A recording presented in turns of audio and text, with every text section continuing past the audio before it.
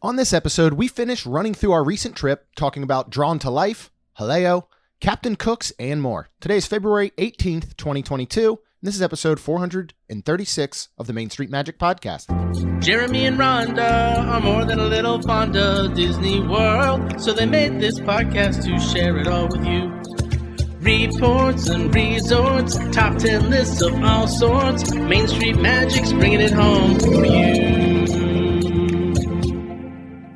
Hello and welcome to another episode of Main Street Magic. I'm your host, Jeremy Stein, and I'm joined by my lovely wife, Rhonda. Hey, guys. Make sure you check us out on the web at mainstmagic.com, as well as follow on Facebook, Twitter, and Instagram at MainSTMagic. If you've not done so already, head out to Facebook and search for the Main Street Magic community and ask to join. And then if you hit that subscribe button, you're going to get brand new episodes every Tuesday and Friday. So using premium coffee beans roasted by their artisan roast master, Expedition Roasters brings a passion for art and story to bring you an immersive experience like no one else. Visit msmfriends.com to brew your happy place. And then finally, if you're getting ready to plan your next Disney or Universal vacation, maybe go on a cruise or pretty much travel anywhere else in the world, visit msmears.com to learn more about our wonderful travel partner, Melissa Pilgrim, with years of experience, and fill out a form for a free quote. So today we're going to finish talking about our most recent trip last weekend. Mm-hmm. And if you did not go listen to last episode, number 435, go back and check that out. You'll hear all about renting DVC points at Boardwalk. Mm-hmm. I professed my newfound love for Boardwalk. Yes, you did. Which was hard to do. We talk a little bit more about... Hard. It wasn't that hard, actually, in the end. So we talk a little bit more about the front end of the trip. And now today, we're going to run you through basically our Saturday and Sunday, which is going to include our first time going to see the new Cirque du Soleil Drawn at Life show. Yes. As well as our first time dining at Jaleo. Yes. So first, we do want to say hello to our new cast member friend, Tony. Yeah. Talk about that, Rhonda, because that was so much fun. Oh, I feel like this was really like I was almost starstruck instead. This is one of my favorite interactions. This was super cool. So we walk up and we were going to go meet Minnie Mouse because you can meet the characters again. It is where you do have to stand further away, still with a mask on inside. Well, at that point. We'll cover real quick if you had not been up to speed. We are recording today on the 16th. As of tomorrow, the 17th, Disney has lifted the indoor mask policy. Yep. Of course, they state for fully vaccinated people only, but they're not asking. So pretty much they're just saying masks are optional. The only place they're still required is on the indoor transportations like Correct. Bus and Skyliner. And I believe that might have to actually do with regulations from the Department of Transportation, not specifically Disney. Okay. But at this time, there were still masks indoors that we had to wear to meet Minnie. We did. And so we walk up and the cast members like, stand here. And it was Tony. And it was so funny because she just goes, I listened to y'all. And we were like, wait, what? It was the coolest thing. And I just was like, oh my gosh, that's so awesome. Yeah. So we talked to her for a few minutes and then, we got to go meet Minnie Mouse, and Minnie was beautiful, of course. Of course. Yeah, it was just really neat. And I'm glad, she was kind of counting and waiting until the hallway dispersed to let us into the building, but I'm glad we got to stand there and chat with her for a few minutes. It was super fun. I'm always just interested to hear about their rotations through the park through the day, and she rotates through the Olaf meet and greet Minnie over at Muppets all throughout the day, which I thought was just interesting. It's not like they show up one day and it's, hey, you're 8 hours here. They literally rotate through, which I think is pretty cool. So we're at Hollywood Studios, and the one thing we really wanted to just do something, and we saw that we could go ahead. It was a perfect timing for us to go check out the newly returned Indiana Jones stunt spectacular. Yes. And I tell you, they're not having any issue still filling this thing. No. Hip to hip. I guess we'll call that one. But we went down and we went to kind of the far left side and went and got front row. Yep, we did. And the show is back. Yeah. And it is, again, it was, after this comes out, there won't be any masks anywhere except on transportation, but this was outside. So it was total optional. So that was very nice. Yeah. And the show is just as good as it was before, even though super it's good. made a couple changes. Super good. And really notably, the only huge change is not bringing down the crowd for participation. Mm-hmm. But they've found a way to interact, or I guess interject some of the humor that originally came from that into this new show. Other than that, it is pretty much the exact same. All the same thrills, the stunts. Again, they just had to move a few things around to get rid of that crowd participation, but make the show like still the same length, and then find ways to take some of that humor and still put it into the show otherwise. So right. highly, highly recommend you go see this. So good. So we Rhonda and I, you know, and we're trying to focus on just like specific things. We're obviously not going to like walk you through every time we stopped and did something, but we wanted to go ahead and get back to the room in plenty of time to get ready for Drawn to Life, because I'd picked the 5:30 showing. Mm-hmm. I thought that would be better to do a 5:30 showing and dinner after. Yeah. I'm not the type who likes to eat and I wanted to eat at Jaleo. You know what I mean? I'm not the type that likes to eat and drink a full like meal and then go sit at a show for an hour and a half. Yeah. So I wanted to do the flip-flop version, which means we had to get back to the room about 3. Yeah. You know, just to get ready. And you were getting what were you getting dressed up as, Rhonda? You did a Disney bound. Yeah, I guess you could call it a Disney bound as Pepe. Yes. Madrigal. Yeah. Yeah. So, from Encanto. Yeah. It was super fun. It was just a lot of fun. Like I had a lot of people actually know who I was. Which I feel like it was obvious, right? I mean, if you've watched Encanto. Of course. If you've seen it, I think you'd have to watch it at the level that we have several times. I don't think if you saw it once, you would pull it right out because there's so many characters. Yeah. You know what I mean? And yeah, so I don't know, but I was the redhead. Yes, but you really knocked it out of the park. You got everything but the shoes from Target. Yep. And yeah, you did a really good job. Your hair, everything, it was such a perfect it almost went beyond Disney bounding to cosplay in a sense. Yeah, because I think Kaylin actually called it that, because Yeah. I really tried to do my makeup like hers and my hair like hers, and I think my biggest compliment was when we were taking a picture. And these young girls, probably I would say around 14 or so, Kaylin's age, came up to me and said, "You're our favorite character. Can we take a picture with you?" And I was like, awesome. "Oh my goodness. Yeah, absolutely." So yeah, that was a blast, and it was, you got so many great compliments, which is always, it's just nice, you know, not that you're fishing for compliments, but when you put that much effort and work into something that, you know, it's neat when other people enjoy it. But before we get to Disney Springs and Drawn to Life, much like the later pizza that we discussed last episode, you know, having access to these different boardwalk restaurants, which I've now said are part of Boardwalk and in Villas. We had not fit in anything to eat yet today, and we weren't eating till 8 p.m. And so I needed to eat. Yeah, and you needed to eat. I was and I was hangry. Oh, I was too. I was getting like weak, hungry almost, and I'm like, this is going to be miserable. So as you headed back to the room, I quickly mobile ordered from Boardwalk Bakery, and they have a Jersey style Italian hoagie. And so this has house-made bun, provolone, capricola ham, deli ham, salami, lettuce, tomato, onion, and oregano dressing with hot pepper relish on the side, served with chips for $11.49. So I got this, and I got a dessert that I picked up real quick and brought back to the room. What was the name of it? Well, let's talk about the sub first, and then we'll get into the dessert. This sub was so good, and it was just what we needed in the middle of the day. Yes. But not too much. It's like an 8-inch sub. Oh, so good. I mean, this tastes I don't know if it was fantastic because I was starving. No, it was delicious. Or if it was just delicious because it was delicious. It actually was really, really good. Yeah. And it was exactly what we needed in the middle of the day to just fill us up enough. Loaded with meats and cheese, wrapped in that deli paper. Yep. And some of the dressing is kind of like getting all out and messy. It was a true like New York, New Jersey deli Italian sandwich. The dessert was a specialty Valentine dessert. So I gave it a name based on what it looked like, and I called it the Poop Valentine dessert because it looked like the shape of it was like a poop emoji, right? Like a swirl. And so this is a marshmallow mountain cookie is the actual name. It's a sugar cookie with a mountain of vanilla marshmallow dipped in white chocolate and finished with Valentine's sprinkles. This was $4.99. What did you think of it? I mean, it was really good because I love marshmallows. It's exactly what the description says. Yeah.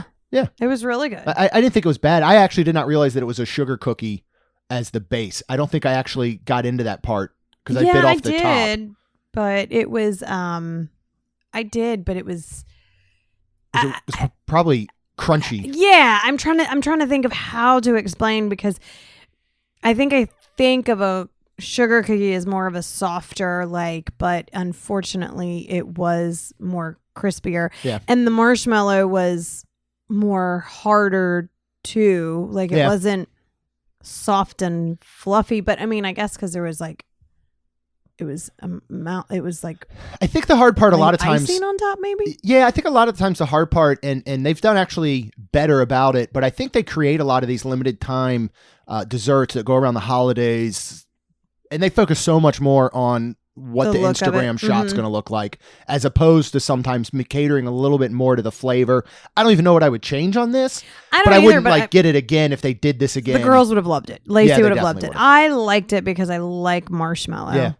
But again, we haven't really been eating a ton of sweets, so I had a few bites and then I was like, okay, I'm good. I'm done. That was good. I would have preferred it actually, now that I'm thinking about it, as a Valentine s'more where it would have actually that would have been good. 2, maybe thick homemade graham crackers stuffed with marshmallow. Then the entire thing is dipped in white chocolate, a layer of white chocolate, and then sprinkle on top. Yeah. So, guys, if you're listening, maybe next year. All right, let's talk about Drawn to Life, the new Cirque du Soleil show that is finally opened after being delayed, of course, due to COVID. And I'll just, a quick description of it from their site. Set your imagination in motion and get ready for a first of its kind creative collaboration between iconic memory makers, Cirque du Soleil, and Disney. Tickets are going to run about $85 to $185, depending where you are sat. Yep. Where did we sit? What did you think of the show? The Golden Circle. It's called the Golden Circle. Those are the top level tickets. Yeah. They were $195 each. Yeah. So they weren't even $185. Plus tax. No, plus tax. And what did you think of the seating? How close were we? Oh, it was amazing. Do you think it was worth the price tag on these seats? I mean, I guess. Yeah. I mean, yeah, everything's expensive now, but yeah, the whole story, this whole thing was phenomenal. Yeah, the seats were fourth. Yeah, we were fourth row dead center. Yep. Yeah. And it was just, there was a few things that happened back behind us, but we could still see on the side. But not many, and it was absolutely incredible. Yeah, I mean, and I think as far as the seating goes, and then we can get into talking a little bit more about the show, this is one of those places there isn't truly a bad seat in the house. Yeah, because we sat back before. About midway when we saw Lanuba. Yeah, but it was up. It was back. It was, what do you call it? In the second section. Yeah, tier. And up the stairs a little bit. Yeah. I mean, when you've got this big circular stage area, again, you're wrapping all the way around it. It's not like some of these times, these big rock concerts where they leave the entire stadium open and there's literally seats like behind the band or even to the side of the band. Or pillars in the way. Yeah. There's action happening at every single spot from every single angle on these stages. So I don't think that the Golden Circle $195 ticket is necessary. I agree. We certainly wouldn't do that if we take the girls back. Right. We would get the $85 seats. And if we were in the back row or something, you're still going to enjoy this show. Yeah. And you are actually, I think the two differences are if you're in further back, you can take in the show as a whole. As opposed to where we were, where yes, there are moments where we had to look up. We had to look behind us. Right. But the benefit is you are right on top of the action. And I think there is a extra wow factor when you're 20 feet from a performer doing something crazy and dangerous compared to, 150 feet. Right? Yes, I agree. Yep. So what did you think of the actual show? What were some of your favorite performances? How do you think it compared to Lanuba, the previous show that was here, because we now have a full collaboration with Disney and Pixar in creating this show from Cirque du Soleil. Yeah. Well, I think you said it best when you said you'll laugh, you'll cry, and you'll gasp. That's exactly how I felt about this. It was fantastic.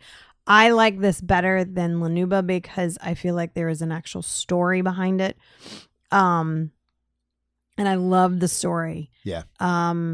So the only like downfall I'll say is the main character, and I'm assuming the masks for the performers were worn. They're optional at this point because I was talking to Aaron. Well, I'll follow up after you say what you're going to say. But the main character, which was the Julie, quote unquote, little girl. Mm-hmm. Because I don't think she was a little girl. No. But she had a mask on, and maybe she did because maybe it made her look more like a little girl. I don't know, but I just was sad that I couldn't see all her complete facial expressions. Yeah, I mean there was only about 3 or 4 performers that had them on, and again, regardless of anything, has nothing to do with anything, but facial expressions are huge in this show. So Aaron went back in January, and every single performer was fully masked, and he agreed that was also the only downside. It's just, when you've got stuff like clowns and a lot of the humor, like the pencil character, and, again, the clowns that are going around between as they're kind of, changing performers over, just seeing their facial expressions is a huge part of it. Now that it is going to be lifted, they are going to be made optional for cast members. I don't know what they'll choose to do in there, but other than that, I mean, the storyline was much easier to follow than like a Lanuba. Yes. That one is just like, this is one cool performance after another, but I didn't get a collective story. Correct. This one you do. And the story is basically Julie's father was an animator who passed away and left. I didn't know if you were going to spoil it and give it. Well, I mean, you're going to know it as soon as the first couple minutes of the show. Yeah. Which is very emotional, honestly. Oh yeah. Like I was crying. I was tearing up because there's a little girl. I've got 2 little girls, and this father is gone, but he leaves an unfinished like story and animation for her. And the journey takes her through kind of finishing the story, and interacted throughout is not only these incredible Cirque du Soleil performances, but these wonderful touches of Disney and Pixar, from heroes to villains, from, old classics to new. Yep. It would not shock me if Encanto was worked into this or currently being worked into it. Right. So, what were some of maybe your favorite performances throughout? Well, you're not going to like this. What? But the one guy that he was so strong, and it was the pencil that came down, and he was like, that dude was. I think that was one of my amazing. Yeah, I think that was my favorite. It was a rope. Mm-hmm. No, it wasn't a rope. It was a full like metal rod or wood rod, wasn't it? All the way up, I think. Or like partly, I don't know, but it was a pen. It was a tall pencil that was taller than him. Oh yeah, and that was hard. Where then he could be on that, but then I don't know if it was rope above that or not. But it was pretty much a swing, I guess. Like not a swing, but what is that thing called? I don't know how to explain it, but this guy was strong beyond belief, and awesome. The things he could do, and with his body and everything was just. I mean, each of these performers, you're in absolute awe. Oh yeah, because of how good they are. And I was talking to my brother yesterday, who of course his entire, not his entire, but a lot of what he focuses on are the unseen hours. What people do in the background that we don't see. Each of these performers, the amount of hours they have spent and continue to spend, we can't even fathom, for them to get up there and make it look so seamless and flawless. You know what I mean? And it did. How many times did that guy go flying off of that, pencil rope thing into a net? And then all of a sudden they take away the net. And then, you know what I mean? Like the juggler. Oh, that was super cool too. I think that's the most impressive juggler I've ever seen. I mean, he worked his way up to 6, 7, 8 items, I think, at one point. Yeah. And it was so flawless and fluid.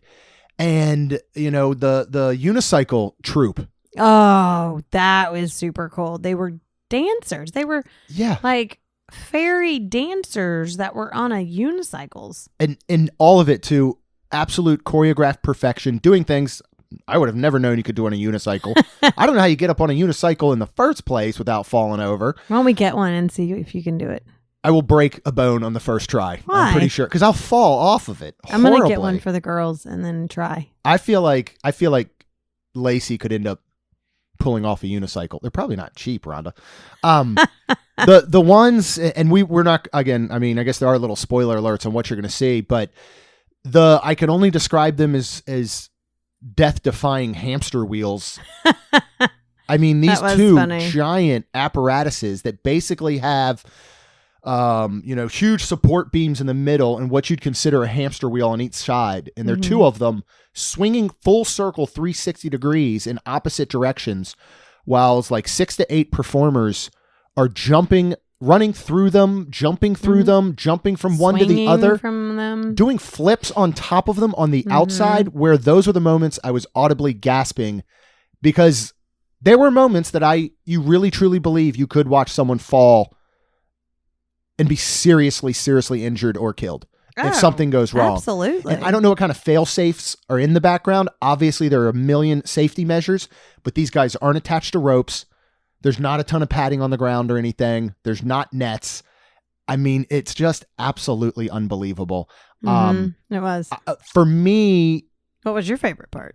That. Okay. The death-defying hamster wheel guys. For me, Lanuba was more fast-paced overall.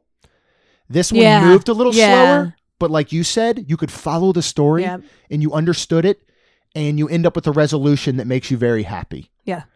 So I would assume we are both going to 10 out of 10 highly recommend this show. Oh, 100%. Fun for the whole family? Oh, absolutely. I mean, the girls would love it. The girls would have loved it. I wish they would have been there. That would have been neat. Yeah, I mean, and maybe in the future sometime we can look at, taking them back or something, or maybe we each individually take them on separate trips or something like that would be a lot of fun, because I would definitely see this again. Yeah. Because I also think it's going to be one of those shows, not that you would see it a ton of times, because it is very expensive, but I think if you were to see this multiple times, you are going to pick up little nuances and little details that you never saw the first time. Absolutely. Because there's a lot going on. Yeah, absolutely. And depending on where you sit, too. For sure. Oh, yeah. You could sit on one of those side seats and be like, I had no idea this was the little guys carrying the trash cans filled with paper. Oh, that's funny. How cool is that? Yeah. So they looked like they were maybe 3 feet tall, but it was designed where the rest of the person's body was basically hiding in a trash can. Are you sure? I'm positive that's how it's done. But those are the moments where those little guys come out on stage and never really have to say a word or speak. And again, there's only like one sentence in English in this entire thing. Any other words usually are in French. But when you can laugh without them giving you dialogue, I think is really, really impressive. And there's a lot of that inside of this. So we definitely recommend that. All right, let's move on to Jaleo. Yes. By Jose Andres, who, by the way, is an absolute chef, great chef, but also an incredible humanitarian. Just go up in Wikipedia his name if you're not aware of him and see what he has done for like world hunger and disaster relief. It's unbelievable. If you get a chance, go listen to him on the episode of Smartless. He takes a little bit to get into it, but when he does, it is by far one of the best and most informative and funny episodes I think they've ever done. So that's awesome. Go check them out. But Jaleo is the 5th Jaleo. This one is obviously down at Disney Springs. And the menu, basically, it features a variety of tapas, and it reflects the rich regional diversity of traditional and contemporary Spanish cuisine, in addition to a variety of authentic paellas cooked over a wood fire in the restaurant. Who did we go with? Because we did have wonderful new friends of ours, a couple, join us. Yeah. And what do you think of the atmosphere? Talk a little bit about all of that, because this is our first time there. We've wanted to go for a long time, and for whatever reason, it just never worked out, right? Yeah. So we were with Chuck and Allie, and that was a lot of fun. So we all kind of got a little dressed up. And looked very pretty that night. And then we went and sat, and where we sat was super cool. It was near the bar. And it was like this little rounded booth, half rounded booth that then like there's chains kind of like Yeah, like hanging- separating the bar area. We were separating right and- there. We're the first set of tables. and then as you come out separating from the other bar, table right? from us kind which of. was nice. Which was Gave a little privacy. Yeah, it was super fun. It was very loud, but it was okay. Yeah. Like Well, what do you, okay, so what do you think of atmosphere as far as, we just did this romantic restaurant episode last week. Where does I did this not fall? feel like this was okay, romantic. So, no, but do you It think was this is a fun. group? Is this a date night? Is this a group? A group. Is this a family? Group and maybe family. Okay. I don't know if the kids would like anything, but That's my biggest thing as we get into the menu is depending on what type of eaters you Yeah. have. Yep. But as far as atmosphere goes, I thought this What'd was you very think? group oriented. I Okay. thought this is a double date night or Yeah. a bunch of friends just going out. And I also think that the menu very well lends to that. Oh, yeah. Because this is yeah. small plates and tapas, Yep. what is so much fun and basically what we did is just order a bunch of stuff. Right. And what's so neat about here, I guess explain the way that the food comes out, which Well, and also what's- makes it a special dining experience. Right. And what's really cool is there actually are some things that you can pick that are taste of, which, is a whole bunch of things for this price or that Yeah, price. $95. They do the entire tasting. It's per person, and I believe it's like a 7-course meal. Yeah. So we kind of did our own. Mm-hmm. And they have 3 different kitchens. Yeah. So it's crazy because whatever you order could come from one of these 3 kitchens. And when it does, they're like, it's just going to come out when it comes out. Yeah, which I absolutely love Mhm. because there's a constant flow of food coming to you that you get to individually enjoy. Yeah. Like if you ordered 5 items and all 5 come to you at the exact same time, one of them potentially could be cold by the time you Correct. get to it. Or so the fact that these almost came out individually, we had a chance to sit, enjoy them, Mhm. talk about them, and then the next one came. Yeah. And the next one. And when we get into the paella, that is going to take a minimum of 45 minutes to cook Yes. and bring to you. Which and was ours probably took crazy. it closer to 60. But it Mhm. was nice because it spread this meal out where we just enjoyed food and conversation throughout the entire thing. We did. All right, I am going to do my best to go through I was the going to say, menu you items can that we read the had. menu because I can't. And I will let you talk about them. I'll read, you talk. We started with the quesos, which are their cheeses. This is going to end up being much like a charcuterie. Yeah. So there are 7 different ones, and you can do a selection of 3 of them for $20, or you can do a selection of 5, which will serve 2 or more people for $28. Mm-hmm. So We did I recognize like Manchego, and I like Oh, yeah. Manchego, right? Nothing else do I know or have heard of in all these different Spanish cheeses. And we did decide to do 5. We did. And what was wonderful, and that's where places like this rely on your wait staff and their Mhm. knowledge, Yeah. and we basically said to our waiter, what 5 will you recommend? Would you Yeah. recommend? And he pretty much said the first 5. Mm-hmm. Right? So that ended up being a caña de cabra. This is a soft, semi-sweet, pasteurized goat's milk cheese, and it is paired with bread and fig jam. Uh-huh. We have a queso manchego, which is a traditional unpasteurized manchego cheese paired with muscatel compressed apples. Mm-hmm. We went with the Valdion, which is an intensely flavored blue cheese of pasteurized cow and goat milk paired with raisins and Pedro Jimenez compressed pears. Mm-hmm. America Alvino, which is the drunken goat, greatest name ever. Semi-soft goat cheese immersed in a red wine paired with honey, rosemary, and pine nuts shortbread and PX reduction. And then finally, we had the Rey Silo Blanco, which is an intensely flavored, unpasteurized cow's milk cheese paired with honey, rosemary, and pine nuts, also with the shortbread, pine nut shortbread, and that PX reduction. What did you think overall of these cheeses? I loved them all. Yeah. Trying to remember what my favorite was. Well, I believe it was the blue cheese that he recommended you actually take some and put it with the shortbread.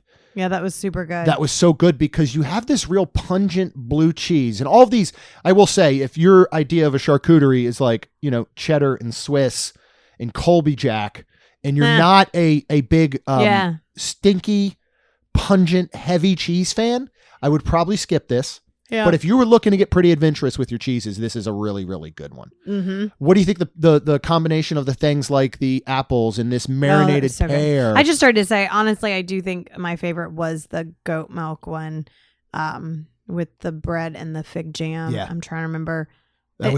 All of it was so good, but I'm trying to remember what I went back for, and I think it was that one. Yeah. Over and over. And I think we ate the entire thing on that. Oh, we ate the entire thing, and it's a good amount. I mean, this served 4, especially considering the other amount of food we were going to get. Yep. But this is one of those that's just playful and fun because I would all of a sudden try a different combination of maybe the manchego, and all of a sudden I'm trying it with the pear. Yeah. And I'm like, oh guys, this combination is really good. Yeah. You should try this way. Yeah. And then everybody tries it and shares their thoughts. And so this is a very communal place to be. Yes. And it was a wonderful place to get to know like Chuck and Allie even better. Yes. We've only just kind of, started to become friends with them. Next, if I see this on a menu, I'm going to get it. And that's the pan con tomate, which is toasted slices of crispy bread brushed with fresh tomato for $12. Mm-hmm. We enjoy this at Three Bridges in Toledo. Yep. What did you think of this version? How did you think it compared? This was super good. I think what's better is if it would have been in little cup or bowl. Okay. And you could put it on yourself. Okay. But I really liked prepared. It did come out prepared. I like it. I think it's very different than their versions at Three Bridges and at Toledo, but I don't think anyone's better than that. It looked like uncheesed pizza. But of course it's cold. Yeah, it did. It's a toasted bread and it's got this mixture of tomato. Still has wonderful flavors that just absolutely pop. There were like 6 pieces that were, almost as big as like a regular piece of toast size. Yeah. So it was, again, plenty to share. And I think we finished most everything that we got. I'm not sure we had much food left over. So would definitely recommend this. Yes. What we were trying to do also is there's so many sections that are broken up where you have your cheese section, you've got a chicken section, you got meat, you got seafood, vegetable, your paellas. So we were really trying to pick and choose kind of one from each, right? Yes. Not get 2 meat dishes, not get 2 chicken. Which we ended up getting 2. I can't remember what it was though. That was all from different. It was one from every one was from a different section that we picked. Even the chorizo? Yeah, that was our meat. Yeah, but pollo is separated from the meat. It's got its own, a pollo one and a meat one and a seafood one and a vegetable one. And then you had like your cheeses, you have entrees, you have bocadillos, and then you've got your paellas. Okay. I studied this menu extensively before this episode when you were on your way home because I had to go back and look at all the photos and then figure out what they were called. Because when we were literally, when we were ordering, I just started looking at the menu and I was like, oh, well, let me pick a meat. And I named it. And so I didn't really, I just picked them as he said it. So let's get into the first one, which is the croquetas de pollo. These are traditional chicken fritters for $13. If you have seen or heard anything about Jaleo, you have seen these. Okay. Because what is the Instagram worthy shot in the way that these are presented? It was on a magic carpet. Well, magic pillow. Yeah, I would say. Yeah. Okay. A pillow. I thought it looked more like Aladdin's magic carpet. But these were so good. They actually, Allie and I put our finger on it because I don't, like, we kept trying to like, all right, what do they taste like? What are they? They taste like, oh my gosh, how did she say it? Like, almost like a chicken and like casserole. Yeah. Rolled and fried. No, I think that's a perfect explanation. It was so good. Yeah. Like, they were amazing. Oh, incredible. I think that's a perfect description. It is like a creamy, buttery, chickeny casserole. Yep. That has been breaded and lightly deep fried. Yeah. And what I love with something like this is a lot of times, the Brazilian bread, right? I've always thought that on its own, it's too plain when you talk about the Brazilian bread at the festivals. Okay. I've always thought it needed like a dipping sauce. Right. This could have gone that way. This could have been dry and chickeny inside where it needed something. It was like they put the dipping sauce inside with it. Yeah. With this creamy texture. I would 100% recommend these. Oh, I yeah. would get them again and again. I would get Yeah. them every time we go back. Oh yeah. Like, honestly. Absolutely. And there's 5 of them presented Mm-hmm. on this. And I will agree, it looks like a magic carpet, but it's a square pillow shape. Yeah. And each of the like little creases in the pillow Yeah. has one sitting in it. Mhm. And it's just such a cool presentation. It is. Very delicious. You can go ahead and pop one in your mouth, eat it, and you're like, you want another, but you Mhm. know that more delicious food is coming. Yeah. So next, from our meat section, we went with the chorizo casero con puré de patatas al, which is aceite de olivia, house-made traditional chorizo with olive oil mashed potatoes for $15. Mm-hmm. This would be maybe the only, and I don't want to say disappointment, but our least favorite thing. Yeah. Would you describe it as? What did you think? And Yeah. it was basically thoughts all around the table were the exact same. Yeah. So it was kind of funny and a little sad because we all thought the same thing, which the chorizo was fine. It was fine chorizo. It wasn't bad. It wasn't fantastic. It was just, It was there. it was there. And I think the sad part was we expected more because everything at this point was so fantastic. Yeah. So that's where it was just sad. I mean, I think that if you had gone to a Jose Andres festival booth, let's just say he was doing the food, Yeah. and this was the dish you got, it'd be really enjoyable. Yeah. Like you were just saying, it just didn't stack up to how incredible everything else right. was. But the mashed potatoes underneath were phenomenal. Yeah. Like, and I don't know if when we were ordering, because, Chuck and Allie ordered a bunch of stuff. We ordered a bunch of stuff. And I don't know if it was an accident or they just brought 2. Yeah. But we did get this dish twice.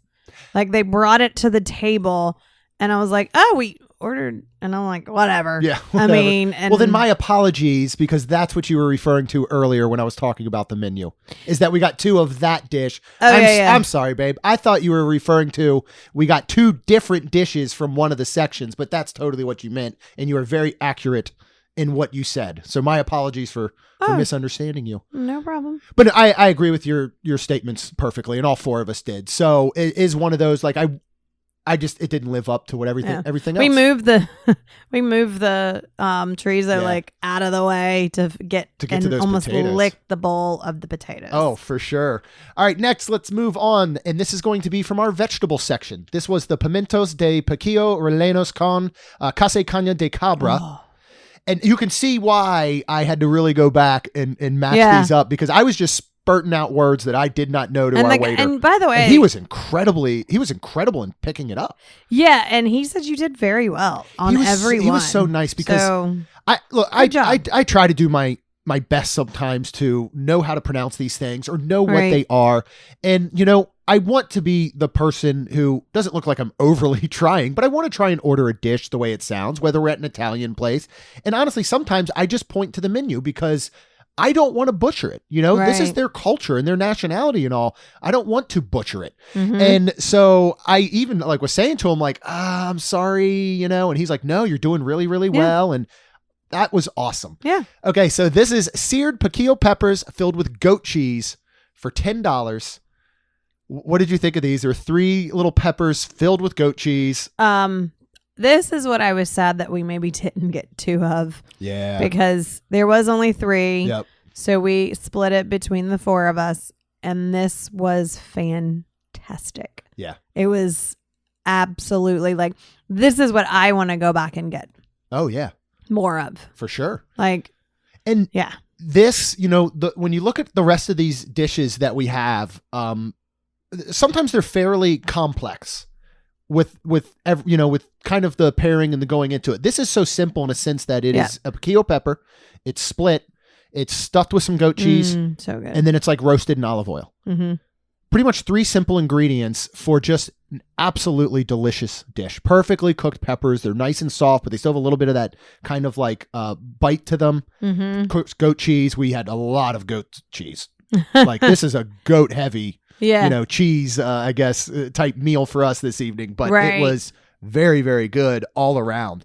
Then we're going to go into, when I saw this, talked about the Bocadillo sandwich that is at Dahlia Lounge. Oh, yeah. Yeah. And they have one here. right? Oh, that's right. This Now I is the Bikini de Sopressata con manchego y miel, and this is a sopressata and manchego cheese pressed sandwich with honey for $18. Yes. So same exact ingredients and concept as the one at Dahlia Lounge, Right. but there was a They were difference. Do flatter. you remember? The bread was very different. It was much almost like a quesadilla. Yes, that's a perfect way to put it. It was almost more like a thicker flour quesadilla style or tortilla style bread, whereas it's much more of a roll, a thicker roll at Dahlia. Yes, like a ciabatta almost. Did you like it? Like a for sure. Yeah, almost like a Cuban. It's much more like a Cuban, but not pressed at Dahlia. Yeah. Whereas this was much more like a overstuffed, thick kind of tortilla that is griddled. Yeah. But what did you think? The I thought it was combinations really of good. the It was ham super and good. honey and all? Yeah. Very tasty. All of it together was really good. Yeah. I enjoyed it. This is another one I would get. Compare it to. I would 100% get this again. I would get it as my meal. I could see where, because they do have entrees. It's not all just tapas. I could see doing this as a meal where we get those piquillo peppers and split. You get an entree. I get this sandwich. They do have one without honey. It's pretty much the same thing. Oh, really? Okay. But I love that sweetness of the honey and the way that it pairs with the ham. I think it would. Unless you're allergic to honey, I feel like you would want it with it. Yeah. Oh, I agree completely. Yeah. So, Chuck and Allie, I am so glad wanted the paella. Yes. I love paella. I feel like this is probably the first truly traditional paella we've ever had. Remember, we used to always get it at Bahama Breeze. Oh yeah. But that's a I don't know. I don't think that was a true paella. Now that we have had a true paella, right? I agree. And I want to just kind of read this story that is from Jose Andres on why they have this paella, an entire kitchen devoted to paella with paella chefs, right? So he said, when I was a young boy, I used to help my father cook the best known dish in Spanish cuisine, paella. He would put me in charge of the open fire where we would cook for our friends and family. This is where I learned the art of controlling the heat, a skill needed by any chef. While heat is important to creating the perfect paella, the real star is the rice. Bamba rice from Valencia or Calaspara from Murcia, are the best to absorb all the amazing flavors and to keep a perfect texture. So this is literally wood-fired paellas that change daily and are available by the plate. So you ask your server what paella is available that day, and they say, again, allow up to 45 minutes because this rice is this thick, short-grain rice that really takes a long time to soak up all of the flavors and everything of this paella. Yeah. What was last Saturday's paella selection? We had chorizo, we had chicken. Wasn't it chorizo and shrimp? Yeah. I think it was chicken chorizo and shrimp. Okay. There wasn't. I feel like there was one more seafood thing. Oh man, I honestly don't remember because we were an hour in at this point, and yeah. What did you think of your first traditional paella? I thought it was super good. It was super tender. The rice and and I think you said it best when you said it here when excuse me, you said. You can take a bite of the rice and you can still taste the other stuff that's in it without getting a piece of like meat. Yeah. So that was super cool. That's how well seasoned it was. It was good. It was really good. I could not believe the flavor that was packed into this. Mm-hmm. And this rice to me would be very much like a risotto or something that you really need to cook to absolute perfection. I agree. A little bit over, it could be bad. A little bit under, it's going to be bad. Yeah. And this was done so perfect. Yeah. And I recommend you go. I had to go to the bathroom at one point, so I walked past the paella kitchen. If you are sitting around the corner where we are and we couldn't see it, I recommend getting up and go watching them for a minute or two. These giant open flames. And these huge, like 3 or 4 foot across paella dishes with chefs just working nonstop to make sure this thing is perfect. Yeah. Highly, highly recommend you get this. Then we had our standard drinks and Chuck had some beer, but they do have 4 different sangrias. And Allie did get the Sangria Roja La Sueca, which is a fruity spiced macerated wine. You can get it by the glass, the half pitcher, or a pitcher, or you could even get it frozen. Oh, and she really, really enjoyed this. Yes, she did. I know we don't really drink wine anymore, but I would see next time we go here, us getting the sangria. It was funny too because she did get a half pitcher. Yeah. And I mean, it $24. Yeah, and it came, but price. it looked like a full pitcher. And she was like, if this is a half pitcher, she's like, I'm curious of Yeah, what scared the to see full what the full pitcher one. looks like. Yes, for sure.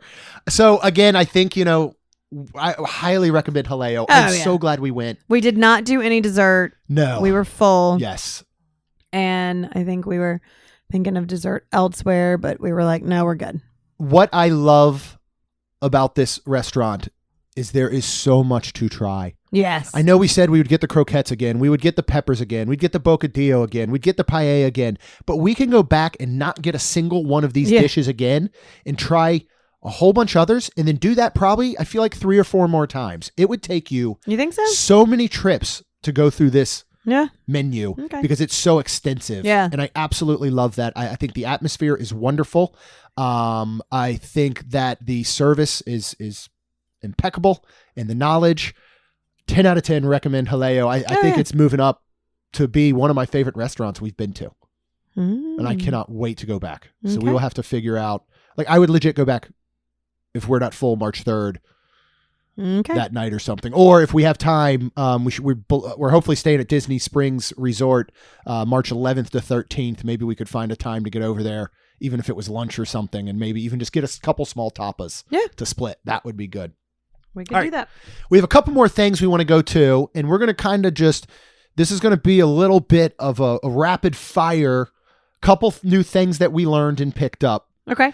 One of those, a spot that we love at Disney Springs to either grab a drink to go, or they do have a couple bar stools there, about 4 next to the walk-up bars at CityWorks. Yeah. This is across from House of Blues, right there near Cirque du Soleil, connected to the old NBA experience. What did Kat teach us about that we have not known the past several trips, and I'm so glad we do now? Yeah. Well, first of all, if you sign up, you get rewards. Yeah. You get $10 instantly. And then you get $20 for every 200 you spend, which honestly could be quick. Well, why could it be so quick? Because most places do not do this in both the reward they give back or the earning of points. What's included? On alcohol. Yeah. So, so you can, get regular food, which is, I feel like, not cheap anymore, which is fine.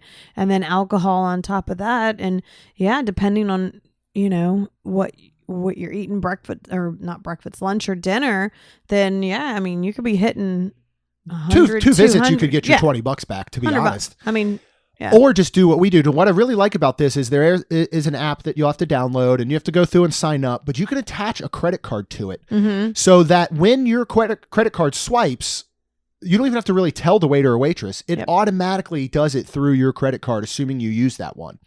I got a $10 reward immediately, and we immediately used it on the drinks that we were having because we were only just having a couple drinks there. Yeah. So right there, like one of my drinks was pretty much free. Yeah. And you could really, and that's my thought is, we'll be at Disney Springs that weekend in March. We might pop by there. Next thing we know, we're going to have a $20 reward. And maybe that's when we decide to go, you know what, with that 20, let's go down and actually do a brunch or a lunch or something, and really use that. That would be fun. What did you get there though? Because there's 2 things that I consider you kind of an expert on. Yeah. Well, many more than that, but as far as food goes, one is shrimp and grits.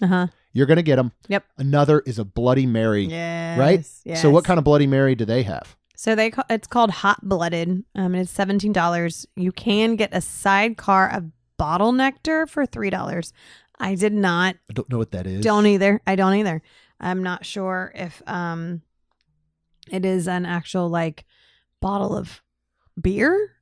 But anyways, it is 18 ounces of spicy Bloody Mary crowned with fried onion rings, a celery stalk, a skewered loaded with candied bacon, house-made spiced pickles, cheese curd, olive, cornichon, pepperoni, pickled jalapenos, and a hard-boiled egg. Now, mine did not have the onion rings, and it did not have the candied bacon. Oh, that's right. But it did have a spicy pickle on it. And I say spicy pickle because there was a cheese curd, an olive, a cornichon, a pepperoni, a pickled jalapeno, and then a hard-boiled egg. Yeah. But all of that was fantastic. The Bloody Mary itself was absolutely good. Oh, good. Like spicy, loved it. Yeah. That was So Bottle outstanding. Nectar is actually a Goose Island beer company pale ale. But it's still beer that you Yes. stick in there. Yes. So they would almost make it like, what is No, it, a thank you. michelada? Isn't that what they call it? Where you do like the Yes. tomato juice with beer. So you basically would be turning your Bloody Mary kind of into like a michelada No, type thank thing. you. No, I agree. It's not I don't want the combo of the Bloody Mary usually. I should say, you don't even like a Bloody Mary. I didn't taste it. And why didn't I? Because sometimes I don't do know. like them. Like the one at Universal Mardi Gras, I really enjoyed. Yeah. So I probably would have liked this one. You probably would have. Was it super Old good. Bay that was sprinkled on the Egg? hard-boiled egg? I think was so. it Or was? it's- It looked It was like some it. type of spice, and then it was a spice too, like around the rim as well. Okay. So But you would recommend this for any Bloody Mary Oh, yeah. seeking fan. Oh, so Head to good. City Works and get the So hot good. blooded. You Yes. could add beer to it or not. That's your thing, man. Yep. I'm not going to judge you at all. Let's talk real quick about the mac and cheese truck at Disney Springs. Yep. Again, this is midday. We're like, I was hungry. we need to get something to eat. We don't really know how the rest of the day is planning out. We don't Yep. really have dinner plans. Which one did you get? Well, yeah. So there's a mac and cheese truck, and then there a food truck, and then a Four Rivers food truck, and I was like, I'm eating bad at not bad, but I'm eating what I want at Disney, and I'm like, I want some mac and cheese. And we do love the Four Rivers truck. Yes, we absolutely do. outstanding. But we've had it there before, but I haven't had the mac and cheese truck. So I was like, you know what? I'm going to look. And they had a lobster mac and cheese for $14. And it is served with provolone and then toasted buttery crackers, which is Ritz, Which were basically. Ritz. Which, that kind of dumbed it down, I guess, some of being like Yeah. fancy. I wish it would have been like actual little like toast points, like actual bread. Yeah. Would have been good. Well, But whatever. this mac and cheese was so good. The shrimp, dare I say, were bigger than the boathouse. That's my line. It was they were super good. And the lobster in it was like, there was a full lobster claw for sure, if not a little And then extra. other chunk. So I was very impressed by it. Yeah. Well, what's like you were saying with the paella, this is one where even when you took a bite of noodle that didn't have a shrimp with it or didn't have lobster with it, you still got those seafood flavors, because I'm guessing that they are boiling the noodles Yeah. I would in assume so. some of the like a lobster stock, and then they're probably using probably using a little bit of, maybe once they drain the pasta, you keep a little bit of that extra reserved water to add back into the dish. They're probably doing that. So I thought extremely flavorful. Actually, it wasn't bad scooping up some of the mixture with the Ritz cracker, but a little piece of like thin, lightly toasted bread would have been good. But I would go back and I would get this, and it was a good portion for you and I to share as like a light lunch. Yeah. You know what I mean? So it was one of those larger cardboard boats, Yes. bigger than the ones you get at the Epcot Festival booths. And they did have a Chicken chicken parm. parm that I was looking at getting. Sounds very interesting. Yeah, but I went ahead and got the lobster. Well, I mac think and you made cheese. the right decision. We'll just touch real quick on a few things that we experienced at Epcot and Festival of the Arts, because we did go back and we got the deconstructed French onion soup because we enjoyed it so much last time. Yeah, we were all excited to go back and get that, and it was a little disappointing because everybody's food seemed to just be lukewarm. Yeah, just kind of warm. It wasn't like a nice, good hot. Yeah.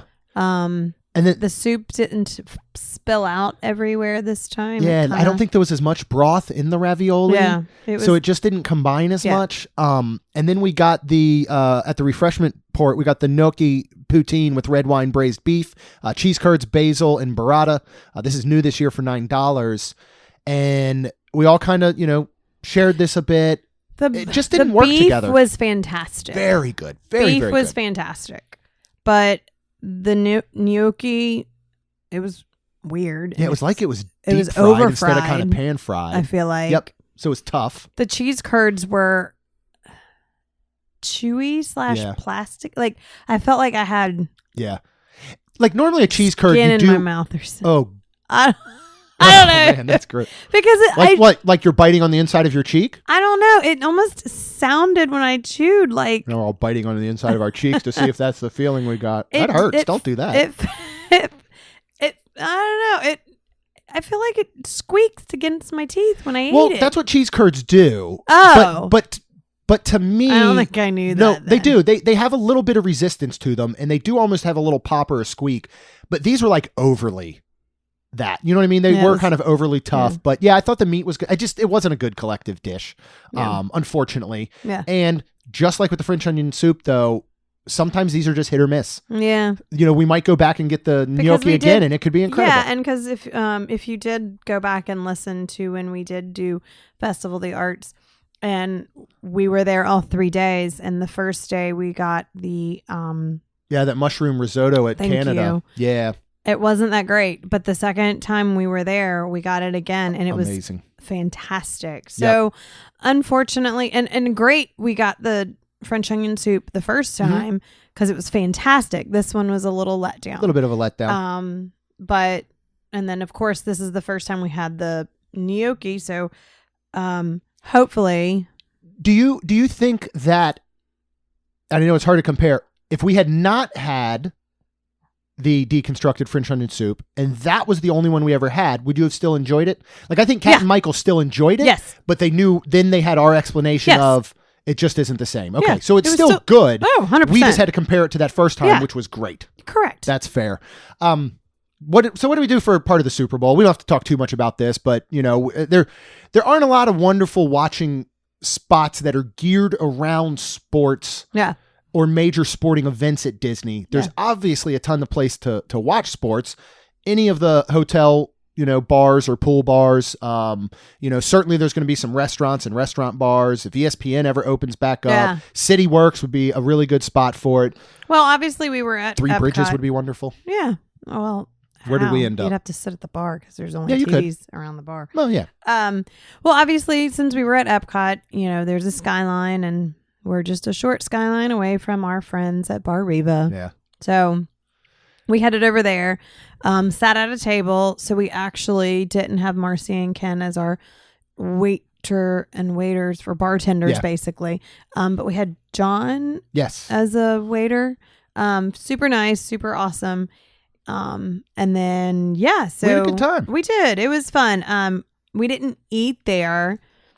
Why not, Rhonda? Where did we eat that evening? Well, and how did we finish off our whirlwind tour of our Kat and Michael weekend? I don't remember, but I think Kiyomi was with us.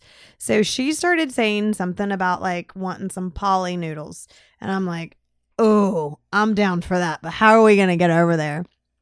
So we actually were like, well, just Uber. Yeah. We're like, oh, okay. That's easy. That's easy. So we ended up going over there and we went to Captain Cook's. And Jeremy was like, you order, I'm going to go out here. And I was like, okay. They have that wonderful outdoor seating area. And remember, we did this. It almost ended up being like a impromptu Wonderland crew meetup. You remember when we went a couple months ago, and there ended up being like, I don't know, 8 or 9 of us, I feel like. All of a sudden outside Captain Cook's, nighttime. Yep. Just hungry. So what did you go? Because I pretty much sent you off. I was sitting there just talking with Michael, and I was like, sweetie, you get whatever you want, and I know that I will enjoy it. So I got 2 orders of the pan Asian noodles and vegetables, which was phenomenal. Absolutely great. They're so good. But there was Polly's Walt's favorite chili, 1958 chili. Jeremy had this at Crystal Palace. Thank you.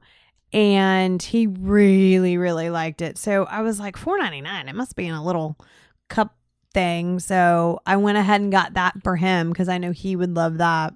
And then, of course, the 2 orders of the noodles, because I was like, I ain't sharing this. I'm going to eat one and you can eat one. That was one of the best decisions, probably second to marrying me, that you've ever made in your life. Okay. Was getting one order of those noodles for each of us. Yeah. And you love the chili, right?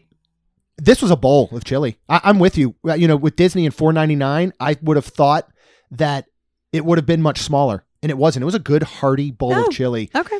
It was delicious. Now, it didn't have all the toppings like I was able to do at Crystal Palace, where I'd put like some green onions and cheese and sour cream. Didn't need it. I'll use Rhonda's word. It was phenomenal. I really love it. I hope that this is Good. something that sticks around on menus after the 50th, to be honest. Yeah. And yet the noodles are just outstanding. Yeah, because there was shrimp in there Yep. and all kinds of Vegetables and just this vegetables. it's this light teriyaki flavor, so good. you know, and yeah, nothing beats this. And then where did you get the bread pudding? What happened with the bread pudding? We mobile ordered it from Kona? yes. Okay. Yep. All right. So Kat was like, I want bread pudding. Because you and guys I'm just like, disappeared yeah. and then came back with, I think, all Three. of the bread pudding. 3 of them. Kat ordered 2. I ordered 1. And I was like, well, let's open it right here and we'll just share it all. Yeah. So we did. And of course, you know, it's Polly's bread pudding. It's great. Yeah. So it was really good. We enjoyed it. We ate it all. So I was like, don't even open yours. Take yours back and everything. So I would like this to almost be a new tradition. And I love that, you know, I mean, you know, you're going to have to hop in an Uber. Now, technically, you could end up getting there by monorail. It's going to be a little bit more ways out, you know, out of your way to kind of do that. Yeah. Or if you're staying at Grand Flow Contemporary Wilderness, you know, even the campgrounds, you can get a boat over to this area pretty much and get to it. This is one of my new favorite things to do now, is to end up there with all of our friends late night, getting Captain Cook's food and sitting outside. And especially on like the last night, I think it was the last time as well that we did this. I think so. So highly recommend that. But this was just one of those, you know, trips that was so focused more, I think, on like food and friends and learning and trying some new things. Yeah. We didn't ride a single attraction That's sad. in the 3.5 days that we were there. Yeah. It's a little sad. And that's okay. Yeah. And, you know, when we look at, well, especially come April, we're going to look at riding 16 attractions. Yeah. If you're don't follow us on social or not in the community, go out to mainstreet16.com and learn all about our brand new charity event that will benefit Give Kids the World. It is going to include a 16 ride challenge throughout all 4 parks on April 23rd.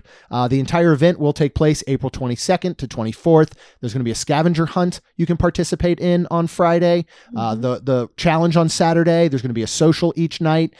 You can participate in all of those things. You can participate in none. You don't even have to be at Disney. You're going to be able to follow along on social. Yep.